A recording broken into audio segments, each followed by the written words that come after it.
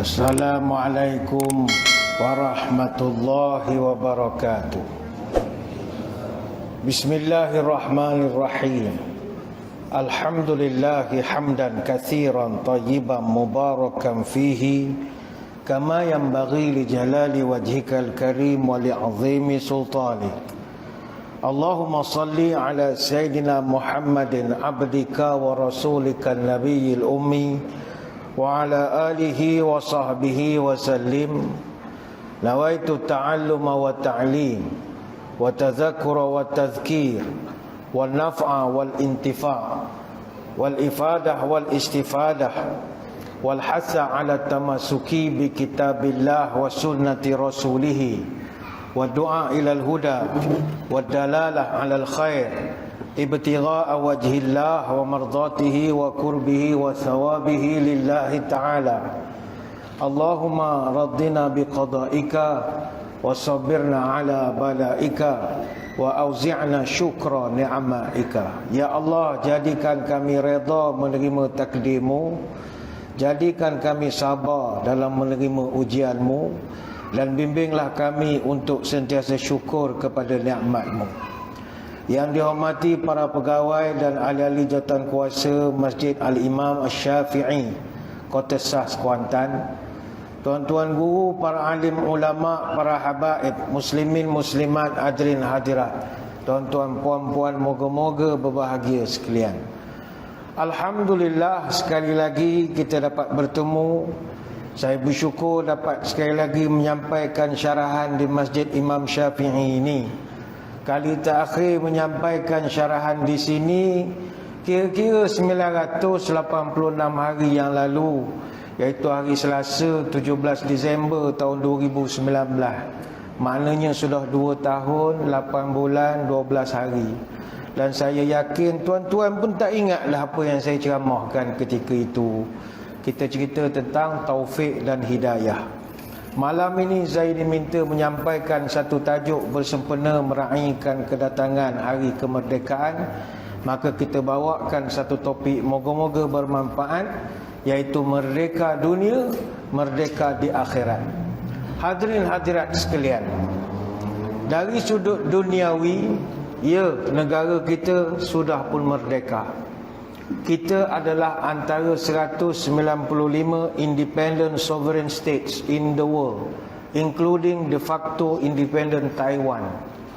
Daripada 195 buah negara berdaulat itu, pecahannya ada 54 negara duduk di Afrika, ada 48 negara duduk di Asia, 44 buah di Eropah, 33 di Amerika Latin dan juga di Caribbean, ada 14 negara di Oceania, dan ada 2 negara di Northern America, Utara Amerika. Daripada 195 buah negara, 193 negara are member states of the United Nations. Hanya 2 saja negara yang tidak menjadi anggota PBB yang menjadi observer states, iaitu Palestin dan juga Vatican. Vatican itu kalau bahasa diplomatiknya the Holy See. Selain daripada itu, semuanya adalah negara-negara anggota PBB. Dan kita adalah sebahagian daripada 195 negara yang merdeka itu. Bukan senang dapat merdeka. Banyak sekarang ni negara-negara yang cuba untuk nak keluar daripada negara asal. Tak ramai yang berjaya. Yang terbaru Selatan Sudan. Mereka merdeka dari Sudan tahun 2011. Beberapa tahun lepas Scotland cemas nak merdeka. Dia dah minta nak bercerai daripada UK dan Utara Ireland ni dah lama sangat lah. Tapi tak dapat lagi. Dan dari segi ukuran duniawi juga, kita jauh lebih maju daripada negara-negara merdeka yang kemerdekaannya hampir sebaya dengan kita. Kita merdeka tahun 57, ada negara merdeka dengan kita tak jauh, tahun 56, ada merdeka tahun 57, ada merdeka tahun 58. Tapi kalau banding dengan semua negara ini, percayalah jauh lebih lawa negara kita lagi. Contohnya tahun 1956 ada 3 buah negara yang merdeka, terus tahun je dari kita. Pertama Sudan, merdeka 1 Januari tahun 56. Tuan-tuan bandingkanlah Sudan dengan Malaysia, bukan merendahkan negara orang, tidak. Tunisia merdeka 20 Mac tahun 56. Morocco merdeka 7 April tahun 56. Dan ada negara merdeka sama tahun dengan kita. Siapa? Ghana. Ghana merdeka 6 Mac tahun 1957. Bandingkanlah Ghana dengan negara kita. Ada negara yang muda sikit saja, merdeka tahun 58. Tapi ada di antara mereka ini yang kita tak kenal dan tak tahu pun peta negara di dekat mana. Antaranya ada sebuah negara, dia merdeka 30 Ogos tahun 58. Nama negara tu Togo. Mana duduk Togo? Lama mikir baru dapat jawapan. Tu pun kita tak pasti ya ke tidak. 2 Oktober tahun 58, sebuah lagi negara merdeka namanya Guinea. Guinea bukannya Queenie, Queenie lain. Guinea. Orang tak tahu pun di mana. 14 Oktober 58, Madagaskar. Mana duduk Madagaskar? Kita tak tahu. November 58, 25 hari bulan, Mali. Mali pun kita tak tahu mana duduk. 4 Disember tahun 58, Ivory Coast. 11 Disember tahun 58, Burkina Faso. Dan senarai ini panjanglah. Artinya dari sudut pertimbangan duniawi, kita merdeka dan jauh lebih baik daripada beberapa negara yang lain. Tetapi bagaimanakah pula pada malam ini kita nak melihat, merdekakah kita di akhirat nanti?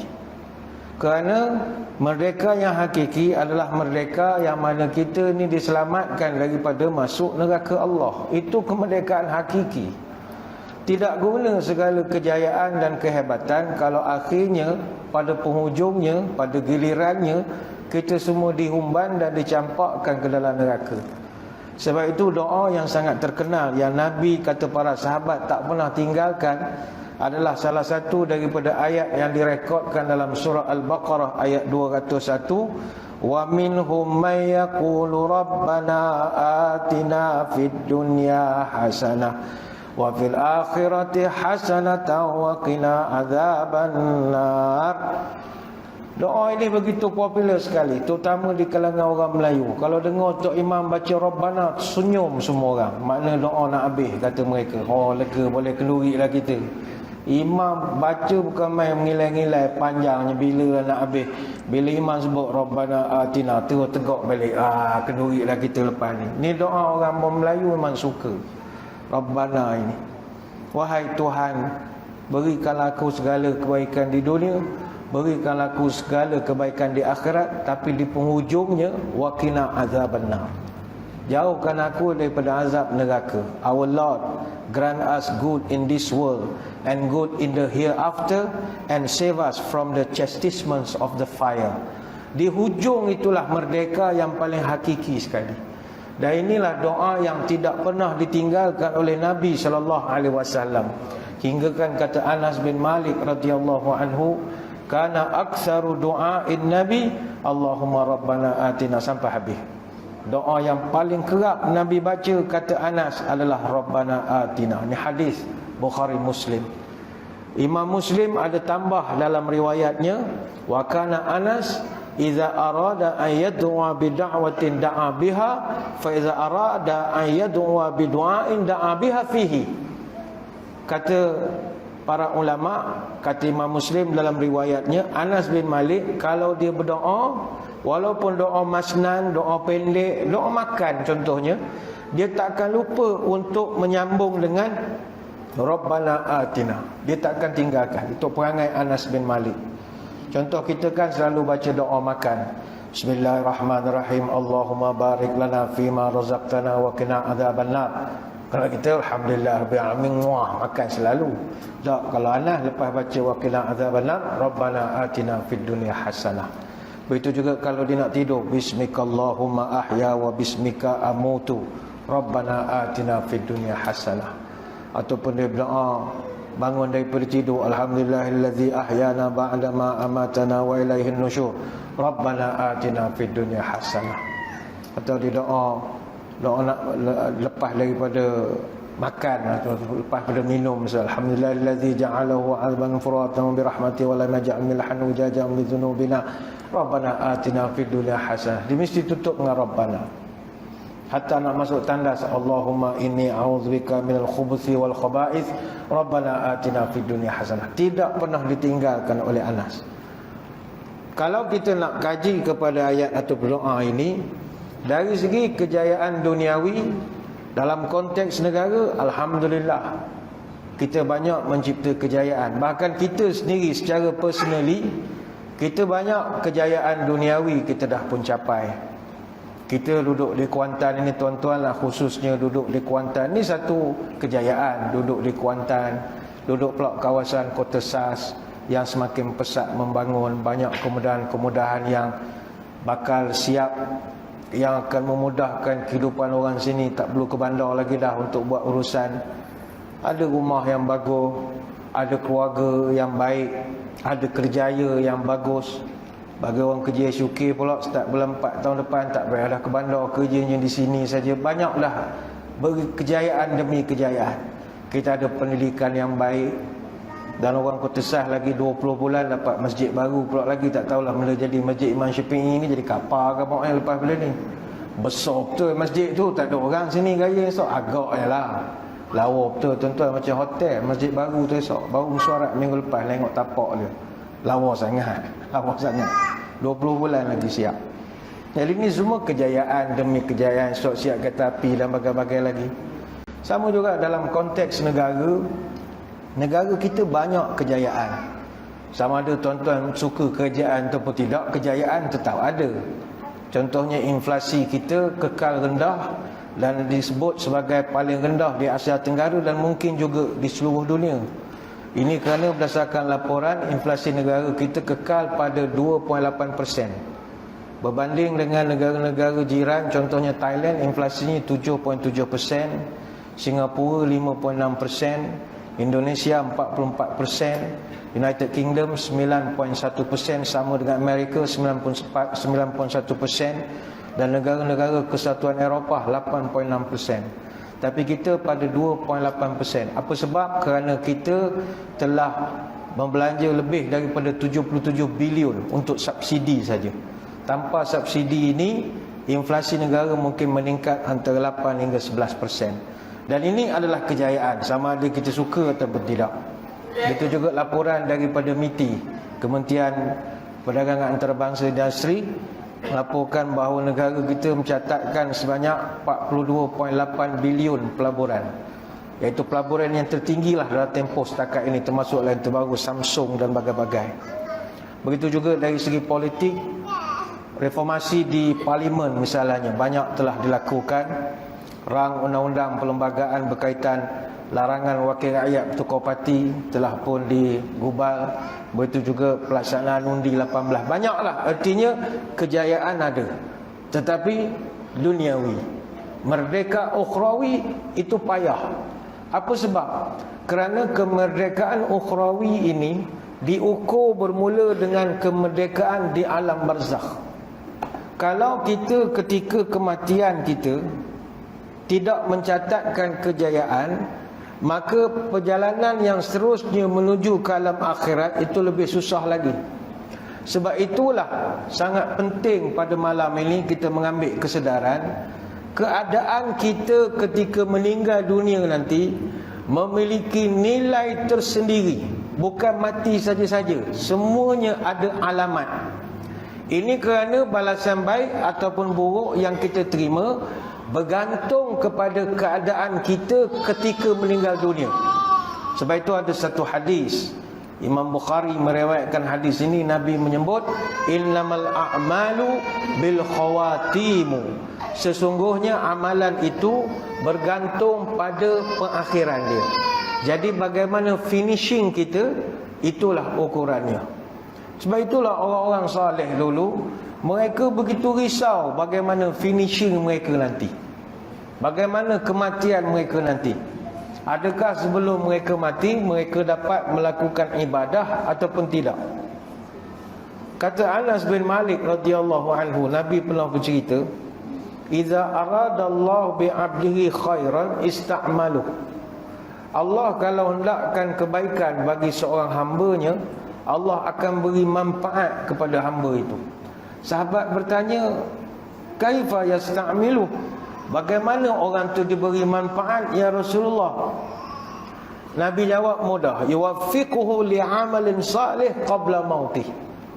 Orang itu Allah akan beri dia mudah beribadah sebelum dia meninggal dunia.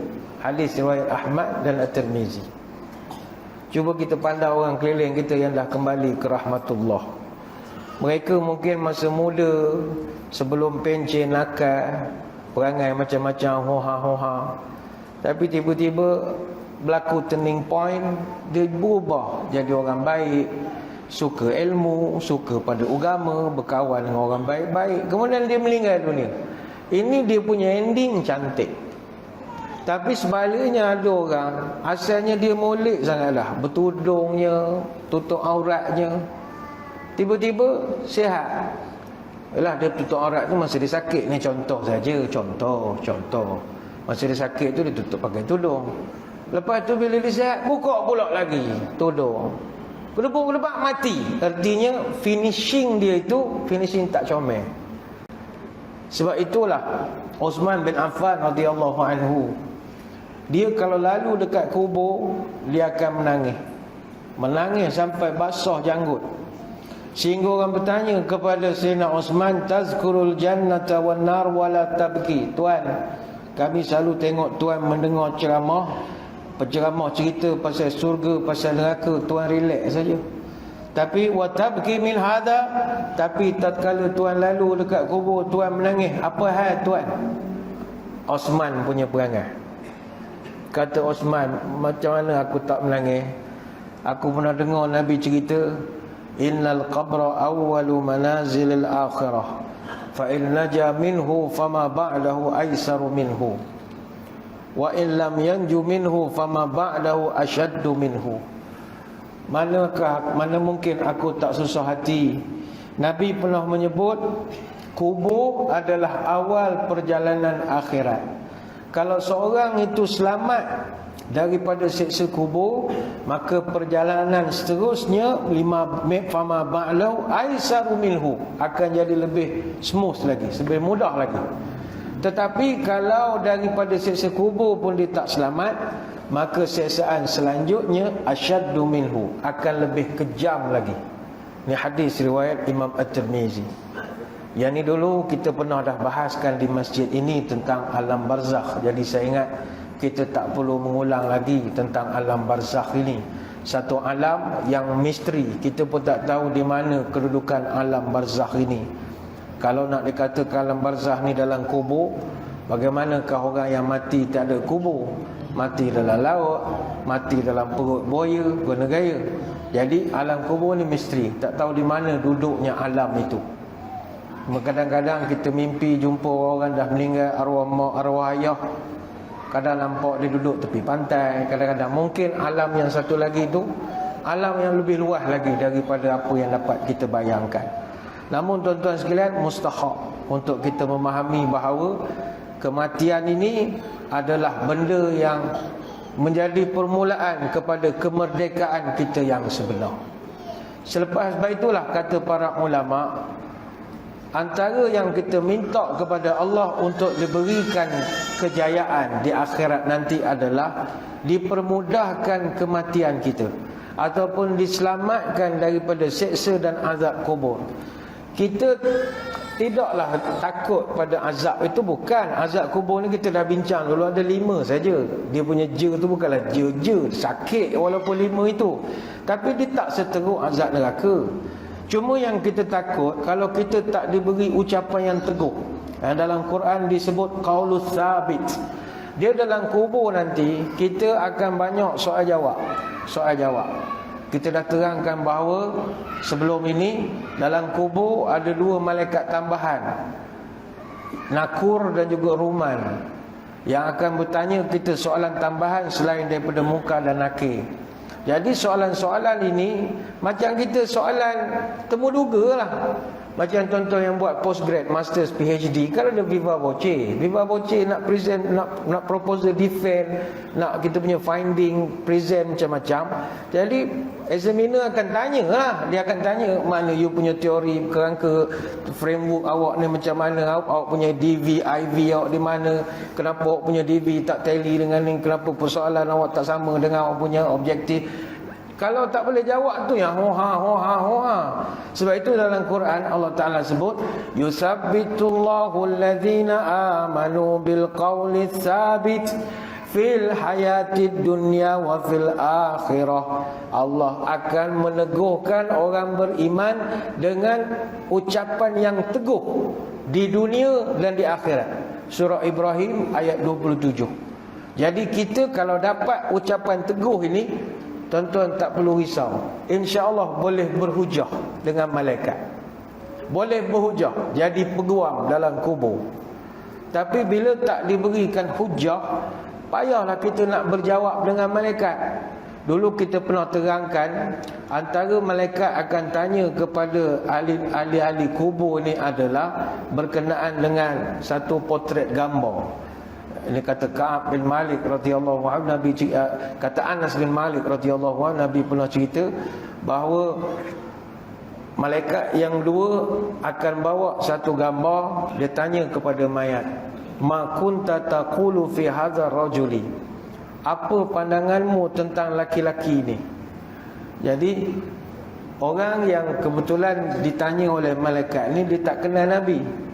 Dia pun jawab, la adri kuntu aqulu ma yaqulun nas. Saya tak kenal, saya ikut jelah orang jawab apa, saya ikut sajalah. Jadi bila malaikat dapat tahu orang ni tak boleh jawab, dia marah. Malaikat tanya, la daraita wala talaita, mu tak sekolah ke? Mu tak pernah dengar ceramah? Takkan tak kenal orang ini? Mayat dia jawab, saya tak kenal. Siapa ini? Summa yudrabu bil mitraqi min halilin baina udhunain. Maka malaikat pun ambil satu macam pemukul pada besi, tukul besi besar, akan diketukkan tepat di tengah wajahnya, antara dua keningnya, ketuk kat dahi dia. Pom. Fayasihu fayasma'uha man 'alaiha ghairu saqalain. Mayat ni pun menjeritlah kesakitan, dan suaranya itu didengari di seluruh pelosok alam ini, kecuali manusia dan jin saja yang tak mendengar. Ini hadis riwayat Bukhari dan Muslim. Jadi ada proses soal jawab, bukan sekadar ma rabbuka itu saja. Dia akan tanya ini siapa, ini siapa.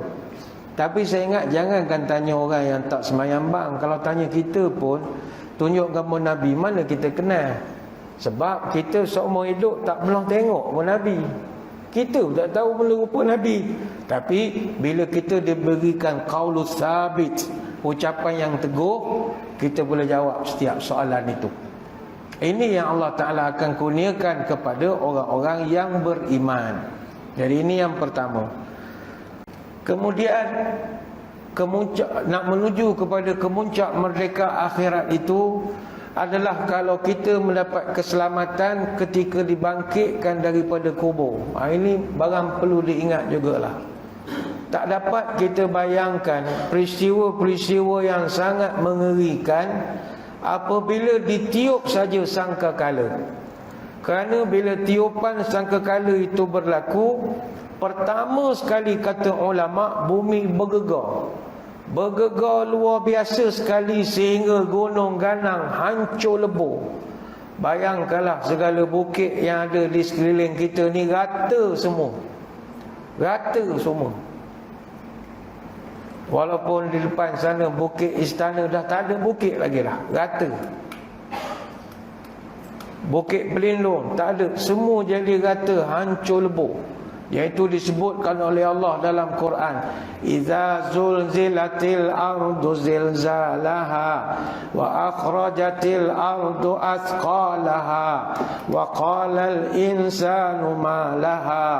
Bila bumi digegarkan dengan gegaran yang sangat dahsyat, sehingga dia mengeluarkan segala beban-beban berat yang dia tanggung selama ini, dan manusia akan jadi kebingungan lantas bertanya, malaha, apa hal hal ni? Apa hal ni?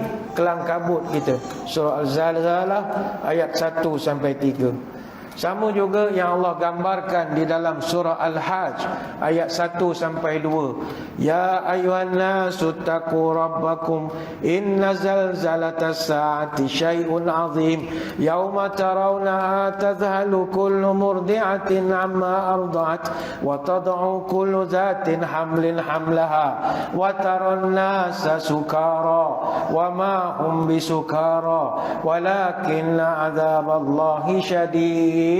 Wahai manusia, kata Allah, takutlah kamu kepada aku, takutlah kamu pada hari kiamat yang gegarannya sangat kuat ketika itu. Begitu kuatnya yauma tarawnaha tazhalu kull murdi'atin amma arda'at. Ketika itu kamu akan menengok ibu yang menyusukan anak akan campur anak dia kerana takut. Dia campur anak dia.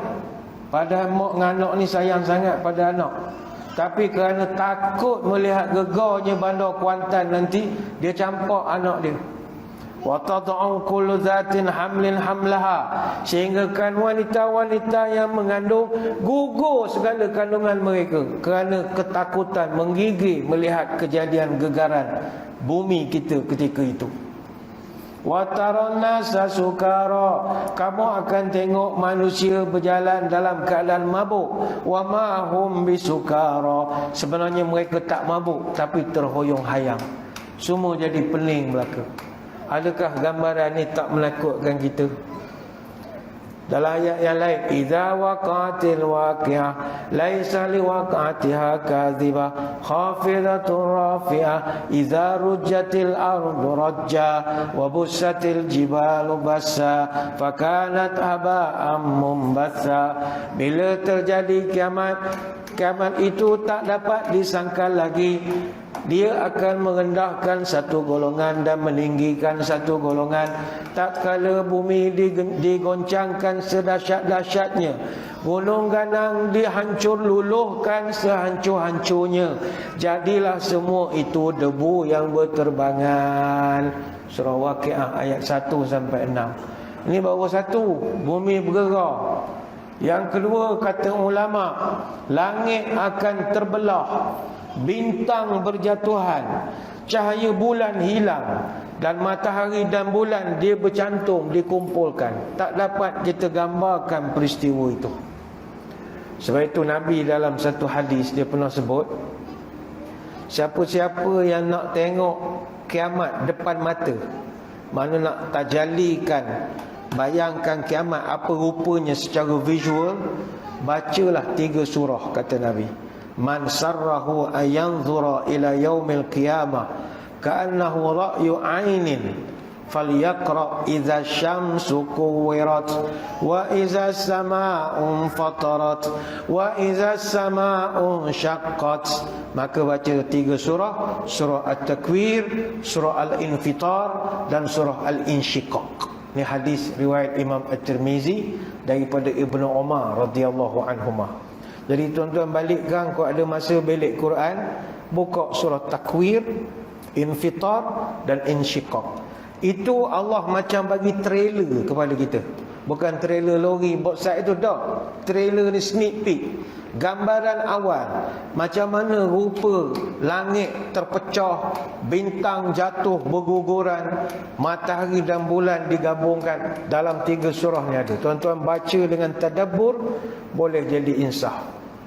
Soalannya kita ketika itu macam mana? Kalau gagal menghadapi situasi itu, tak ada ertilah merdekanya kita ini.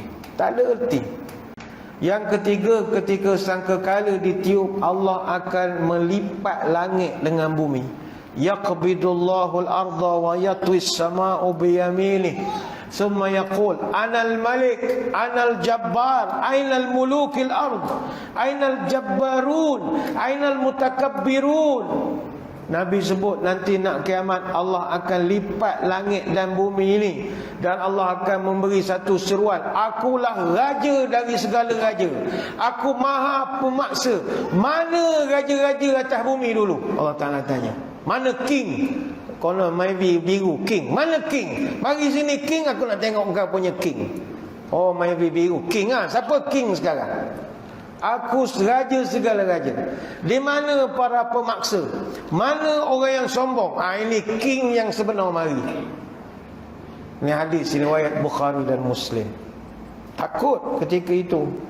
Sehingga kan yang lebih menakutkan, kata ulama antara Ibnu Katsir, ketika berlaku tiupan sangkakala, maka ketika itulah hubungan nasab antara kita terputus semua.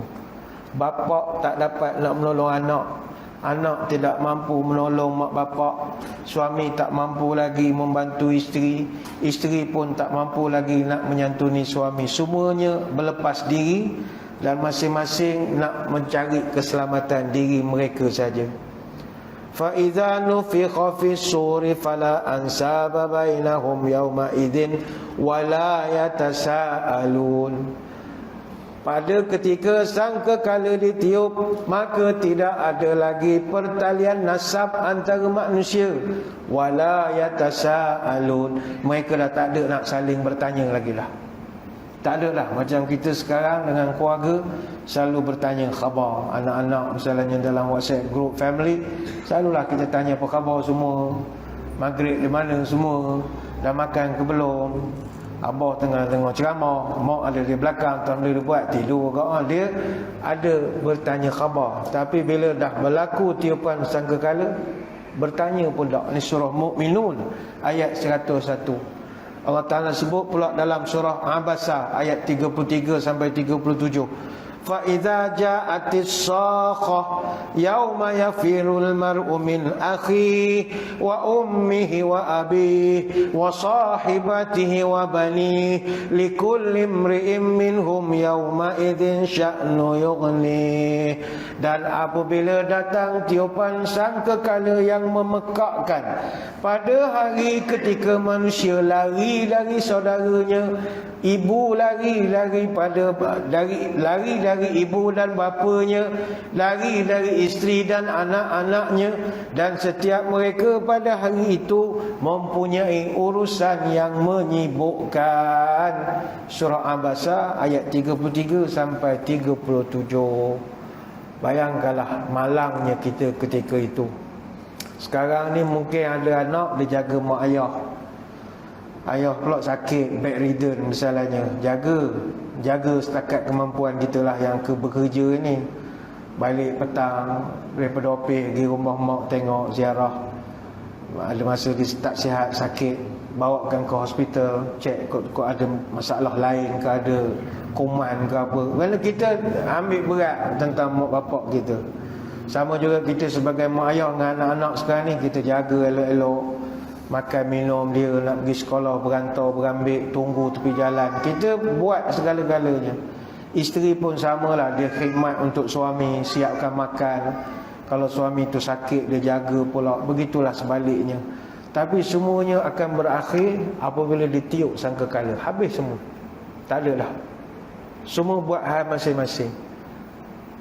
Ada orang tanya, ustaz, takkanlah kita tak jumpa langsung dengan anak keluarga kita? Putus habis begitu orang atas dunia je lah hubungan ni.